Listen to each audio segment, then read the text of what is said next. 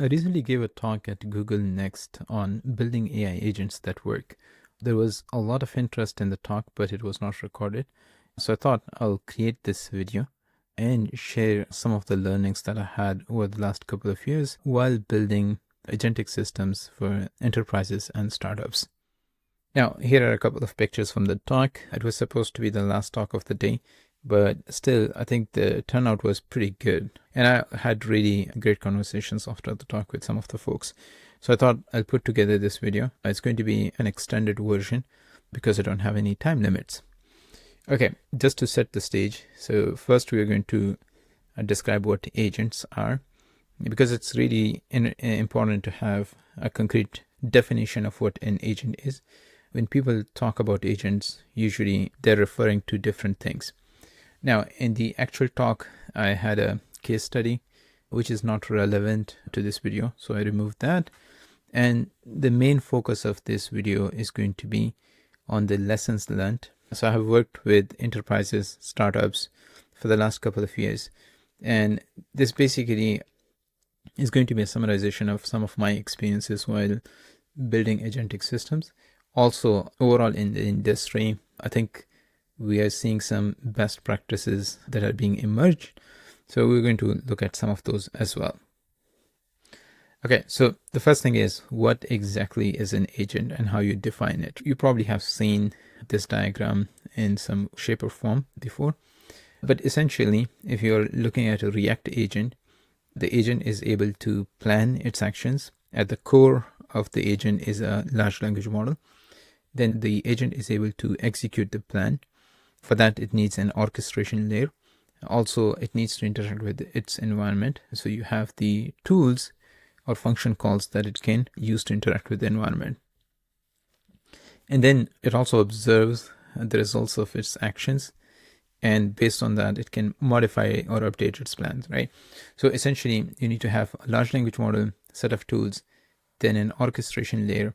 In some cases, you also need memory, which can be both short-term or long-term, right? Now, this is, I think, a more convoluted definition. The definition I like is this. An agent is an AI-driven application that uses a language model, or it can be a visual language model, guided by a set of instructions that shapes its behavior.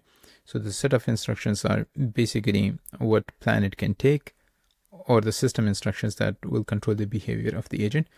It also has access to additional tools that enhances its capabilities, and all running with a dynamic runtime environment that the agent or LLM can control. So if you look at this definition, basically it's an LLM with specific set of instructions, has access to additional tools that it can decide to use, and everything is being run within a dynamic agentic runtime environment that the LLM controls, right? So if it decides not to stop execution, then it can do that. The core of the talk was these lessons learned. The first one is, do not use agents if you don't need to. So let me explain this. First, you need to look at the task you're performing or the problem you're trying to solve. And I highly recommend to ask yourself these 4 questions, which will really help you in understanding not only your problem, but also whether you actually need an agent or you can just use workflows. We're going to look at examples of the workflows later in the video. Okay, so the first one is predictability. How predictable is your task structure? So the question that you want to ask yourself is, can you map out all the steps needed beforehand, or does the process require dynamic decision making? In most of the cases that I have worked on, you can actually look at the current way you are solving a problem, and you can basically map out a step-by-step process that will help you accomplish your task, right? Now, LLMs can help you do those. They can make decisions, but usually they don't really need dynamic decision making. It just needs to follow those concrete steps. Now, if that's the case and you want predictability in your processes, then you want to stay away from agentic systems. The second one is control. And this is, again, very important. So how critical is consistency and control in your application? So the question is, do you need guaranteed behavior patterns, or can you allow flexibility in how tasks are accomplished? Depending on your needs, you may need consistent behavior and full control in your application. If that's the case, then again, I will not recommend using stochastic agentic systems, which have more of a stochastic decision making process. Right now, this will vary from industry to industry, but even during Google Next, when I was walking around with Sam, who has an excellent YouTube channel, if you haven't seen, I'd highly recommend to check out his channel. We were walking around in the expo, and there were a lot of different companies who were presenting different versions of agent space or agentic systems, and essentially in each one of them, the user wanted to have predictability and control. So in those cases, you are better off looking at something like workflows rather than agentic systems. The third question that you want to ask is boundaries and complexity. So how clearly defined are your boundaries? So the question would be, can you cleanly decompose the problem into fixed subtasks? And is the problem more open-ended, requiring more adaptive reasoning? So usually, if you can decompose your problem into fixed subtasks, they're a really good candidate for workflows. You don't want to use, again, stochastic agentic systems in those cases. And the last one, which often gets ignored till the end of the project, is latency and cost. What is your tolerance for cost and latency? And so the question would be, are you willing to trade higher costs and potentially longer processing time for more adaptability? Now, the reason you need to consider cost and latency is that in agentic loops, the agent might be making multiple tool calls and multiple LLM calls, right? Now, it could potentially improve your performance, but at the same time, because of multiple tool calls and multiple LLM calls, you're going to have higher latency and higher cost. And I have seen in certain applications that costs, or especially latency, is a huge constraint. So you can't be waiting for a few seconds in certain situations, right? So if that's a constraint that you need to fulfill, then you're better off not using agentic systems. Let's say if the answer to those 4 questions are that you want to make sure that your system is predictable, you want a lot of control, you want well-defined decision boundaries where you can decompose your task into subtasks, and you also have latency and cost constraints, then I'd highly recommend to look into workflows, which again are LLMs with a set of instructions that have access to tools. Now, in this case, you basically design a decision graph or decision tree that the system has to follow. Now, at each node, the system or LLM can make decision. There could be like 2 or 3 options, but basically at each node, you give it the ability to make decision, right? So it doesn't have to be extremely rigid. It's still flexible, but that is usually much better compared to something like autonomous agentic system. Again, it highly depends on the problem space. So I'm not saying that workflows is always the best use case, but I would say in my practice, I have seen probably 70 to 80% of the time, you can just solve your problem using workflows rather than going to a full agentic system. So as a reference, the concept of workflows was introduced by Anthropic in this blog post, Building Effective Agents. Here, they talk about different workflows and when to use them. So I'll highly recommend to check this out. I also have a detailed video on this topic, which I will link to in the video description. Here's a quick example of a workflow. In this case, you can chain different LLM calls, and you can have a decision-making step based on the output of the first LLM call. You as a user gets to decide whether it's going to pass on to the second stage or it exits if this condition is not fulfilled. This is just one example. Here are some other examples where you have a router LLM which decides which LLM to use with a specific set of instructions, right? So I'll put a link to both the blog post as well as the video that I created on this, and I will highly recommend for everybody to watch that if you're interested in this topic. Okay, now back to the slides. Another question that I often get is frameworks. Which framework to use, whether to use frameworks or not, and when to use them. In this section, I'll try to address some of those things. Now, the first thing is I don't have anything against frameworks. However, they introduce a lot of abstractions. Now, they are really great for building quick POCs. So they enable rapid prototyping. So they are a great start, but again, only for proof of concepts.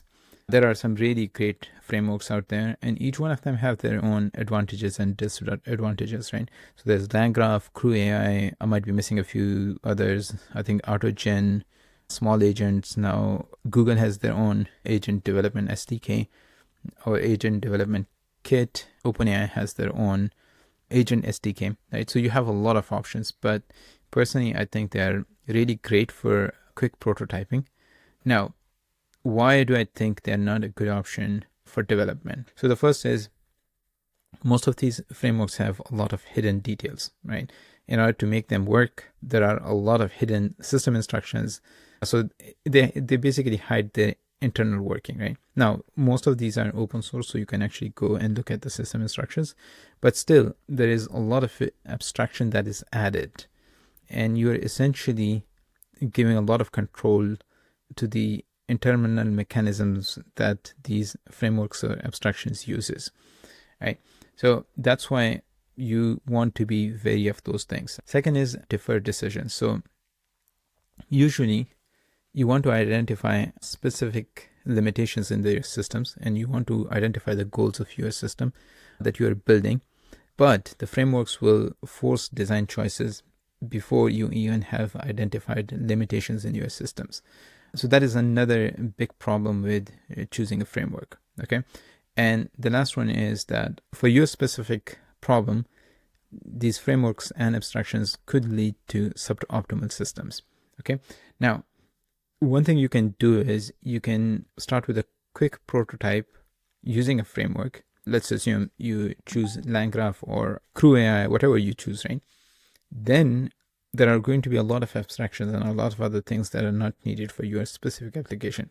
Ideally, what you want to do at that point is you want to remove all the abstractions. Just keep the parts that are working for your specific application. So it could be like some interesting abstractions, system prompts, right? And then that's going to become your starting point. And after that, you want to iterate based on your own needs of your own implementation, right? So simply iterate from that as a starting point, not as the end implementation. So that is, I think, one way of using frameworks or abstractions in your systems. Okay, now next we're going to be looking at some ideas on how to build these systems. So the first thing is start simple. What I have seen is that people try to over-engineer these systems from the beginning, but first step should be you want to build a simple single agent, even if you're trying to build a multi-agent system. Make sure that single simple agent works for your specific application, and that can be treated as a starting point.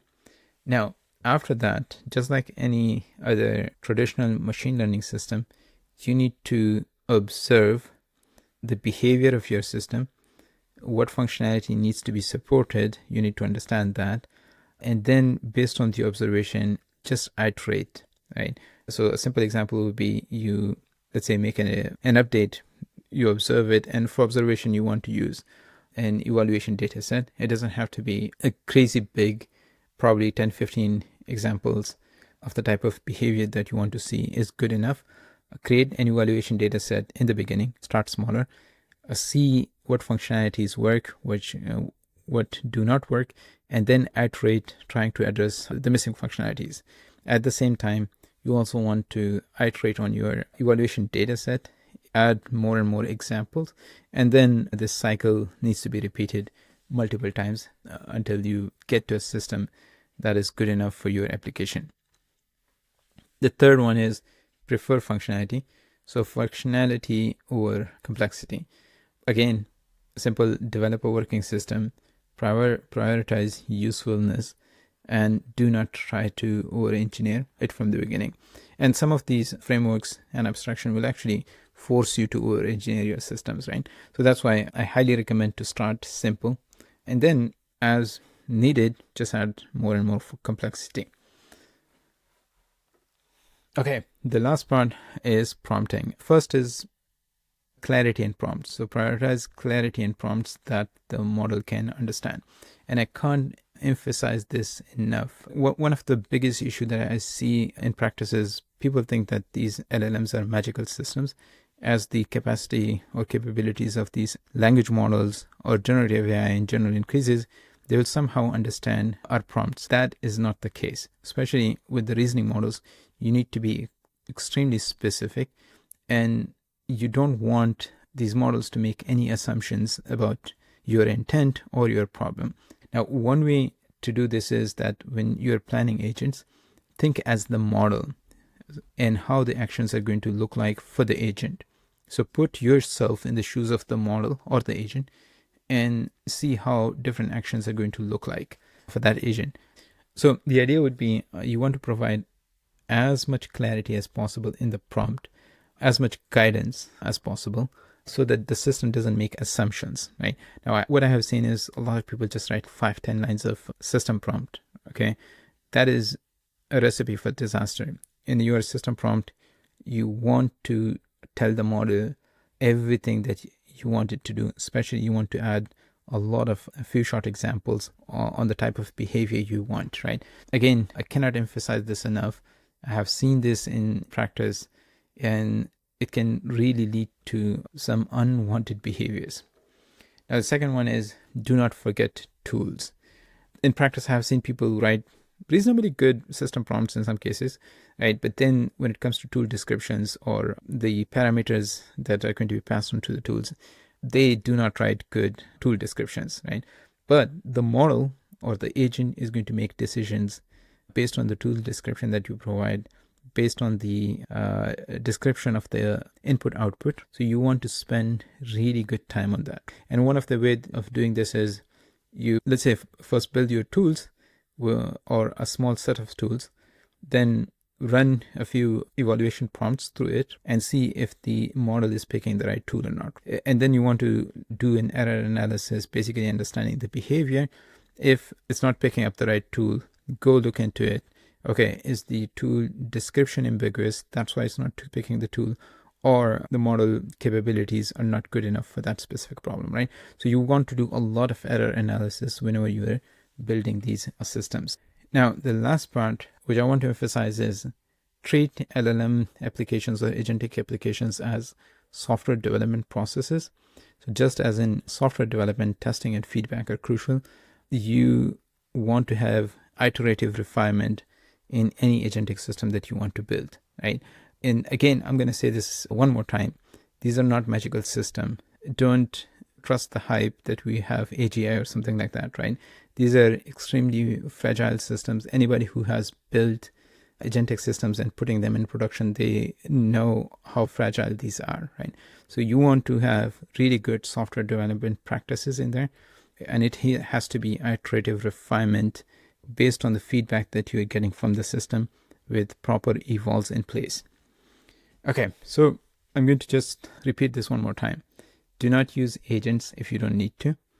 Second, frameworks are great for initial POCs or proof of concepts, but then you want to move away from frameworks to build optimal systems. Next, start simple. Do not try to over-engineer from the beginning. Understand your problem space, develop your initial solution, get feedback based on an evaluation data set or test set, whatever you want to call it. And the last thing is prompting. Prompting is one of the most critical piece. You really need to pay attention to the instructions that you are giving your LLM.